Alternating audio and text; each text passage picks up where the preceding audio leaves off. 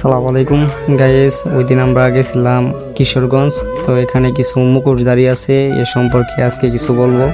তো এই দেখেন সামা ভাই বিল্লাল ভাইকে মাইক্রোফোন পরিয়ে দিচ্ছে। তো সামা ভাইকে দেখলাম রোস্টিং ভিডিও বানাইলো বিল্লাল ভাইকে নিয়ে। আমি বিপদের সময় কিন্তু বিল্লাল ভাইয়ের পাশে কেউ নাই, সুখের দিন কিন্তু সবাই ছিল। তো এখানে আরেকজন আছে, নাম হচ্ছে দীপ্ত। যদি এখানে থাকে আমি ভিডিওতে দেখাচ্ছি, সমস্যা নাই।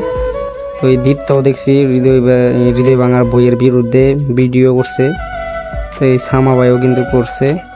তো দেখেন, বিল্লাল ভাইয়ের বই বিল্লাল ভাই বিক্রি করবে, এতে কোনো কিছু বলার আমার আপনার কারো অধিকার নাই।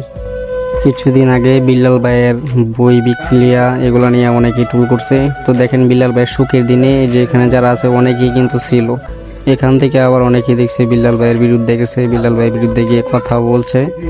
দেখেন, সুখের দিনে মানুষে বলে না কারো মানুষের অভাব নাই, দুঃখের দিনে কিন্তু কাউকে আপন খুঁজে পাওয়া যায় না। এরকম মুখোশধারী কিছু মানুষ এখানে আছে।